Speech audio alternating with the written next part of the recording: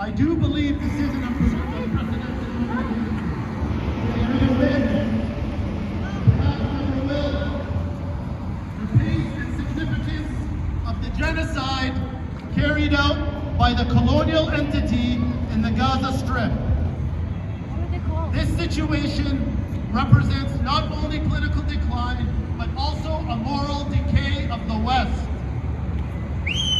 The media, message to the media, serving the interests of the ruling class, often portray events in places like Ukraine and Palestine as fights to protect liberal and democratic values.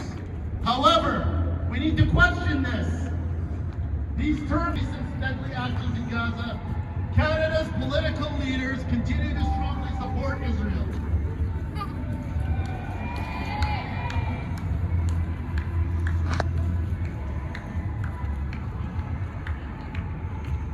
Despite the majority of Canadians favoring a ceasefire, the wide gap between sentiment and political stance continue to widen. They see Israel as a crucial ally in the imperialist alliance, conducting over $2 billion in annual trade with Israel. So let's remind ourselves of some things.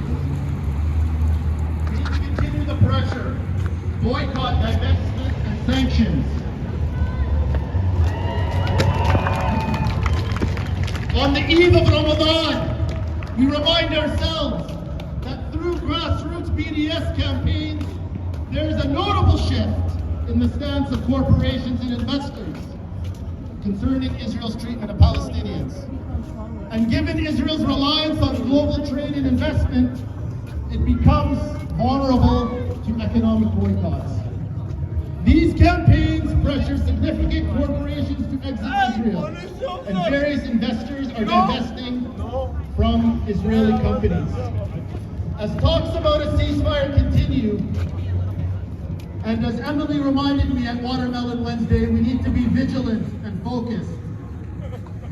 We need to also remind ourselves that Palestinians have the right to struggle.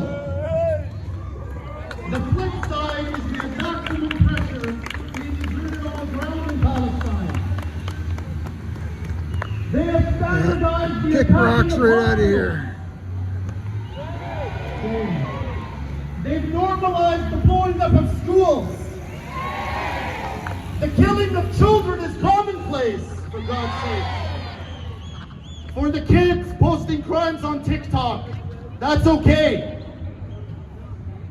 The normalization of starving people, sick. And what we've witnessed over the past 2 weeks, now they're normalizing the killing of people trying to get food. But as John Pilger reminds us, and everybody knows, this is not normal. This is not actually normal. Despite what we hear from our politicians, weapons are still flowing. The siege is provocation. Forcing people to live in a concentration camp and starving them is an escalation. Occupation, colonization, and land theft are the root cause of the conflict. So, our demands are still, ceasefire now! Water, food, fuel, medical supply, full withdrawal from the occupied territories, right of return. And Canada, amongst other nations, cannot dictate who represents the Palestinians. Nothing has been achieved on the ground, friends, in terms of military terms, beyond ethnic cleansing and genocide. Let's keep the pressure on. Let's continue to mobilize. Thank you. Thank you so much, Shadi. The next speaker is going to be speaking on behalf of Independent Jewish Voices. So somebody you know well. Welcome, Bo, from Independent Jewish Voices, everybody.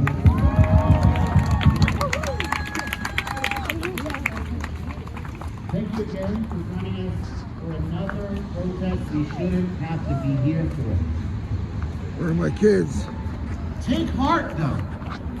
There are hundreds of thousands of people right now marching on Ottawa for Palestine.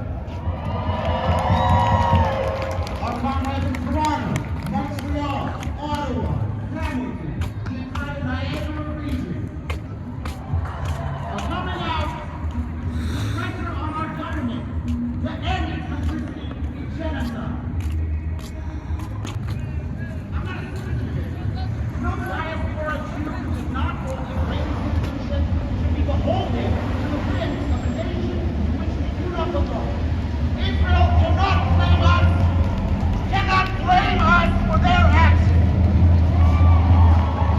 It's absolutely disgusting what's told to me in some of these messages. Just out of the blue, unwarranted, like unprompted. I didn't say anything to this person. I didn't talk to them or about them.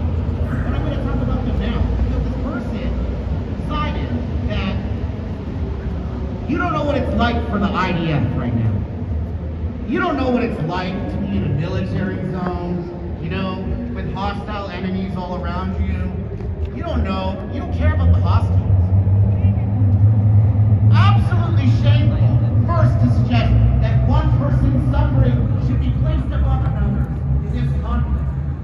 Well, that's enough for me. Should be released. But you know how hostages get released? Good faith negotiation. You need to know how every other. Oh boy. I followed those cops over there. They're gonna harass a homeless guy, so I followed them. They left him alone.